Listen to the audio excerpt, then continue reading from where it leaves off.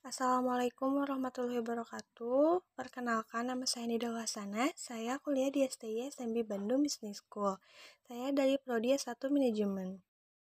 Di sini saya akan menyampaikan sedikit pemahaman saya mengenai Hajatul Insan ila Rasul, Tarifur Rasul, Makanatur Rasul, dan Marifatur Rasul. Yang pertama yaitu Hajatul Insan ila Rasul, yaitu kebutuhan manusia kepada Rasul. Al-Insan atau manusia adalah ciptaan Allah Subhanahu wa Ta'ala yang diberikan kelebihan dan keutamaan dibandingkan dengan makhluk Allah lainnya. Di dalam fitrahnya, sesungguhnya manusia itu mengakui adanya Sang Pencipta.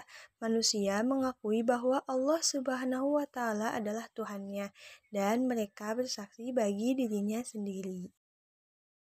Bentuk rasa syukur dari keamanan rasa penciptaan itu adalah dengan menyembah Sang Pencipta, yaitu menyembah Allah Subhanahu wa Ta'ala. Kemudian, dari fitrah itu, manusia juga menginginkan hidup yang teratur, hidup yang nyaman, dan hidup tanpa masalah.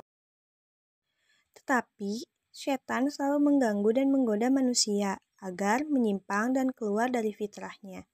Sehingga Allah Subhanahu wa Ta'ala menciptakan Rasul sebagai petunjuk manusia agar lebih mengenal kepada Sang Pencipta, dan kemudian Rasul pun menjadikan wahyu itu sebagai panduan kehidupan.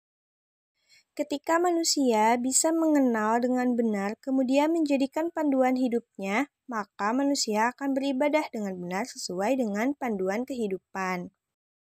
Yang kedua yaitu Ta'rifur Rasul atau pengertian Rasul.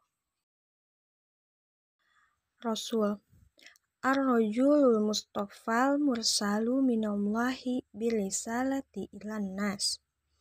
Rasul adalah lelaki yang dipilih dan diutus oleh Allah Subhanahu wa Ta'ala dengan membawa risalah kepada manusia. Rasul-rasul yang diutus oleh Allah Subhanahu wa Ta'ala memiliki ciri-ciri sebagai berikut. Yang pertama, sifat-sifat mendasar, yaitu memiliki asifatu asasiyah. Misalnya, memiliki sifat sidik, amanah, tablik, dan fatonah. Sidik yaitu jujur, amanah terpercaya, tablik menyampaikan, dan fatonah yaitu cerdas. 2. Memiliki mukjizat, yaitu perkara-perkara luar biasa yang dapat dilakukannya dengan izin Allah Subhanahu wa Ta'ala untuk melemahkan mereka-mereka yang menentangnya. Salah satu contohnya adalah mukjizat Rasulullah SAW ketika membelah bulan dengan izin Allah Subhanahu wa Ta'ala. 3. Adanya al-bisyarat atau berita gembira kedatangannya. Kabar gembira kedatangan seorang Rasul ada kalanya telah diberitakan oleh Rasul-Rasul sebelumnya. 4. Adanya an-nubuwat atau berita-berita kenabian yang disampaikannya. Setiap Rasul senantiasa membawa berita dari Tuhannya melalui wahyu berisi ajaran, perintah dan larangan, atau peristiwa-peristiwa masa lalu dan masa yang akan datang. 5. Adanya at-samarat atau hasil dakwah yang dilakukannya. Di antara hasil dakwah yang diwujudkan Rasulullah SAW adalah munculnya generasi unggul dari sisi keimanan, ilmu dan amal, sehingga mampu berkuasa di muka bumi ini dan menebarkan ajaran Islam ke seluruh penjurunya. Materi yang ketiga yaitu Makanatur Rasul atau kedudukan Rasul. Kedudukan Rasulullah SAW yang pertama yaitu Abid min ibadillah atau hamba di antara hamba-hamba Allah. Yang membedakan Rasul dengan manusia yang lain ialah Rasul mendapatkan wahyu, yaitu menyuruh kita mengilahkan Allah saja. Yang kedua, as-sunnah atau sunnah. Dari segi bahasa, sunnah berarti jalan. Maksud sunnah Nabi adalah segala sesuatu yang disebutkan dan diamalkan. Sunnah Nabi bernilai syar'i dan perlu untuk mengikutinya. Sunnah yang demikian dijadikan sebagai teladan dan ikutan. Perkara ini adalah wasailul hayah atau saran hidup yang bisa berubah dan tidak mesti mengikutinya. Yang perlu diikuti dan bernilai sunnah adalah yang bersifat minhajul hayat atau petunjuk hidup. Sunnah ini dijadikan sebagai fiqh ahkam untuk rujukan beramal atau mengambil keputusan. Yang ketiga yaitu Rasul minal mursalin atau Rasul di antara Rasul-Rasul. Muhammad seperti Rasul lainnya juga mempunyai mukjizat dan tugas-tugas mulia. Walau bagaimanapun, Rasul juga seperti manusia yang akan meninggal pada saatnya. Materi keempat yaitu Ma'rifatul Rasul atau mengenal Rasul. Rasulullah SAW memiliki sifat-sifat kerasulan. Di antaranya yaitu 1. Al-Basyariyatul Kamilah atau kemanusiaan seutuhnya.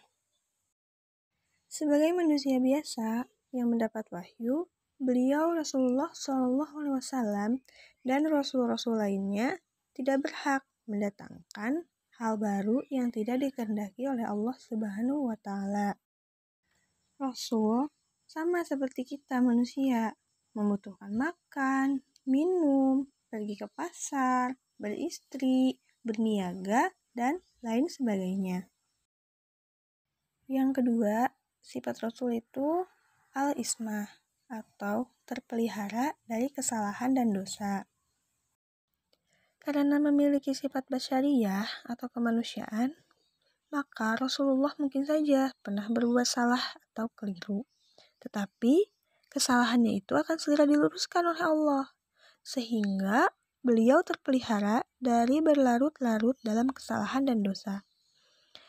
Inilah yang disebut sifat ismah, atau dijaga, dilindungi, dicegah, dan dikendalikan oleh Allah sehingga terhindar dari kesalahan dan dosa. 3. Asyidku atau jujur. Jujur adalah sifat utama yang harus dimiliki setiap insan. Terlebih bila dia adalah orang yang mengajak kepada nilai-nilai luhur dan mengabarkan hal-hal gaib. Rasulullah bersifat jujur. Beliau tidak berdusta tentang apa yang diwahyukan kepadanya dari Allah Subhanahu wa Ta'ala. 4. Al-Fatonah atau cerdas. Termasuk kesempurnaan yang harus dimiliki seorang Rasul adalah kecerdasan, karena dia bertugas memimpin umat manusia. Yang kelima yaitu al-amanah atau terpercaya. Seorang Rasul pasti mempunyai sifat amanah atau terpercaya. Mereka dapat dipercaya untuk menyampaikan seluruh pesan yang diperintahkan oleh Allah tanpa ditambah atau dikurangi. 6. Yaitu at-tabligh atau menyampaikan risalah. Sebagai Rasul minal mursalin, Muhammad SAW memiliki tugas untuk balagor risalah atau menyampaikan risalah sebagai bentuk adaul amanah atau penunai amanah. Yang ketujuh adalah al-iltijamul kamil atau komitmen yang sempurna terhadap kebenaran. Beliau tidak pernah tergeser sedikit pun dari kebenaran. Beliau senantiasa berkomitmen kepadanya dari segala sisinya. Itulah materi dari pertemuan 2 sampai pertemuan 6 yang membahas mengenai hajatul insan ila Rasul, ta'rifur Rasul, makanatur Rasul, dan ma'rifatur Rasul. Demikian yang dapat saya sampaikan. Kurang lebihnya mohon maaf. Wassalamualaikum warahmatullahi wabarakatuh.